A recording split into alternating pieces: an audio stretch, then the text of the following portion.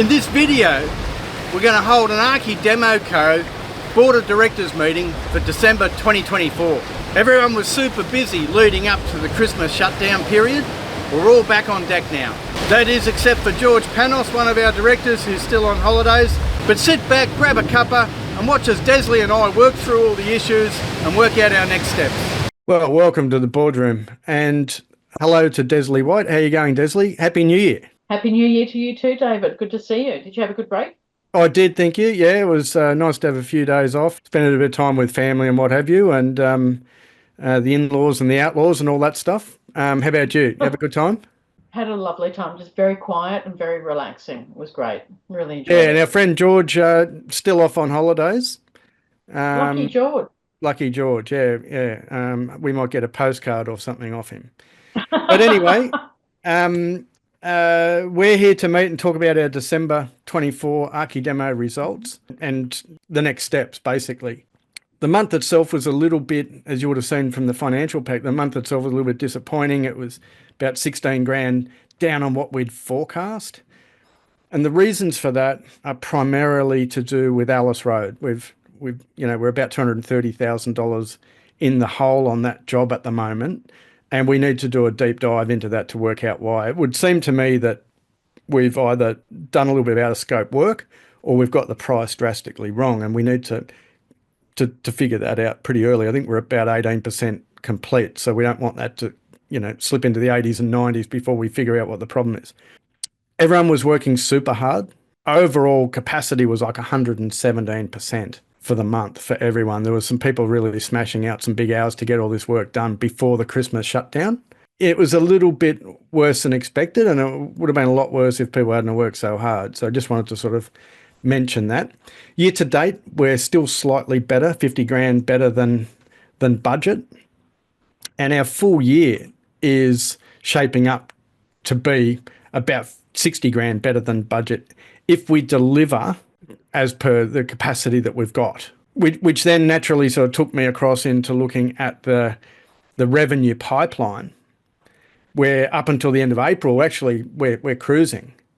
But it's in May and June. We've actually got a real problem coming up. There's a $300,000 hole there, and we need to find some work to fill that if we want to maintain this team that we've invested in and stuff. And I guess the only other news that I've got is that the Benevolent, our director, that has the $125,000 loan account balance from his dividends last year, has said, I need some of that cash. So we've got to factor that into the cash flow. So the Alice Road project, we had a deadline for that before we went away on the break. Hopefully there won't be any rework spill into January, and we'll get a clean run at all these jobs. And obviously Cheap and Nasty Lawyers has just started, so that's put a bit of pressure onto the resourcing.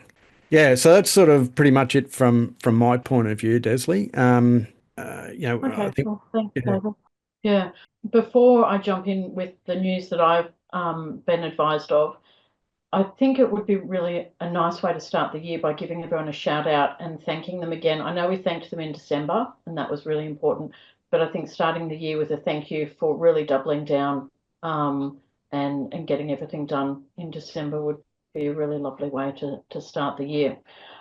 Because the news that I've had is not a lovely way to start the year, and the news is that one of our senior architects has resigned and will be leaving. So they've got a month's notice period. I think it's really important for us to make sure that there's no change from our end. Like, this is a really valuable person.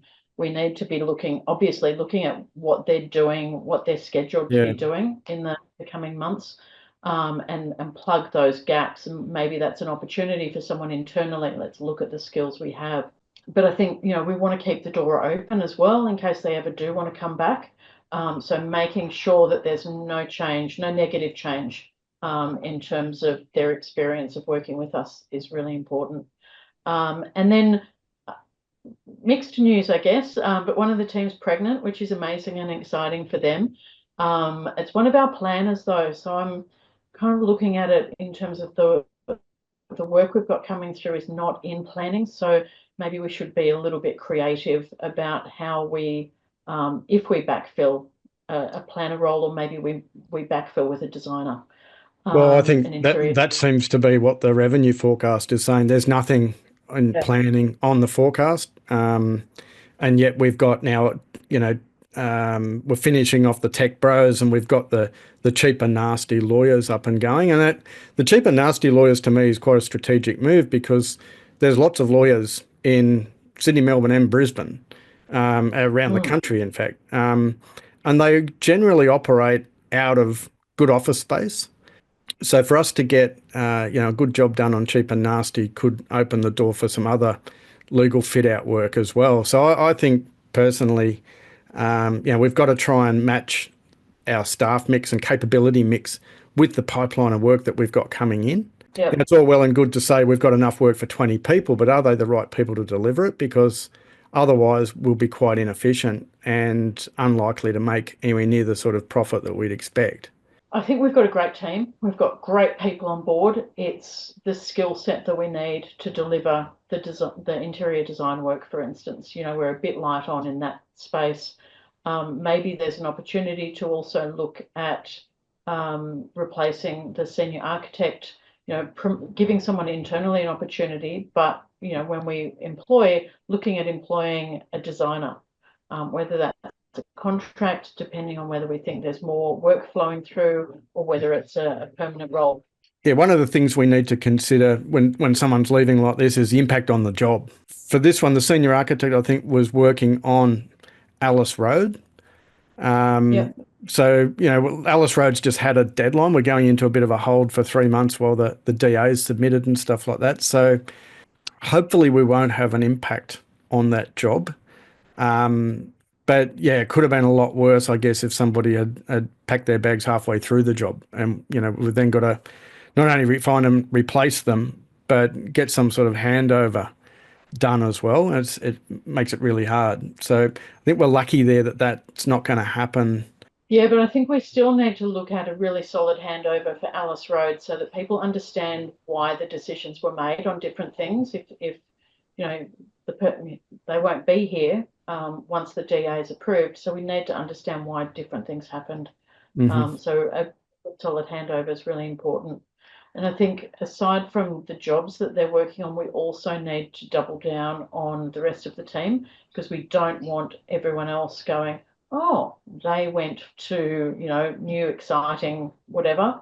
So making sure that the team understands that they're valued and that they're really important to us. There's an impact there right through the month of January. We're trying to get these projects like Cheap and Nasty up and going. And yet we're going to sort of be a little bit distracted because we've got to try and fill those two holes in the team. And that's going to take, a few interviews, a few CVs being reviewed and all that sort of stuff. So I think January is going to be a pretty tough month. Luckily, most of our guys have had, the couple of weeks off to recharge their batteries and stuff like that. But I think it's straight back into it. But there's no point bringing someone in for a second round with a portfolio if AI's written their resume and their cover letter. You're seeing that a bit, are you, Desley? Yeah. Okay. Yeah, there's a lot of people reporting that. So I think let's go straight to the practicalities of what is it that they've delivered in the past. What do they hope to work on? A lot of the the recruiting fees and all that sort of stuff. There's a small bonus that goes into their pay if their friend is Yeah, let's successful. remind them. Yep, I think that's the best way. Absolutely. Yep, couldn't agree more. The other thing for us to be conscious of, this is the first pregnancy we've had in the team in the last few years. You think we should check the water or something? Absolutely check the water. No, I'm actually thinking that it might prompt people, certainly the person who's pregnant, to ask for paid parental leave as a benefit. So that is something for us to start looking at and costing out. Can we maybe zoom in on that a little bit in the next meeting, Desley, and find out a little bit more about what our obligations are, and it sounds like there's a decision there for us to make, and we might leave that for when George is back. I don't think we have to rush it. They've let us know at 12 weeks, which is pretty standard. So we've got about 5 months that we can work on this and make sure that we're developing something that's fit for the business. All right, fantastic. Well, look, I think our work here is done now, Desley. I think December's been a pretty good month. January is shaping up to be reasonably good as well. Let's get the team settled back into it, and there'll be a real focus from a number of the team on marketing as well, trying to fill that hole for May and June. But for now, I think that's all we can really do. Thanks very much. Pleasure. Thank you, David, and good to see you back. Yeah, have a great 2025. See you, Desley. Thanks, bye. So if you've enjoyed this video, hit the like and subscribe button, tell your friends about it. There's plenty more updates coming for Archi Demo Co in the future. And if you'd like any more information, jump on our website, www.custodianbackoffice.com, and there you'll find plenty of resources that'll help you get started with better financial management in your architecture practice. I'm David Dillon from Custodian Back Office. Thanks very much for watching.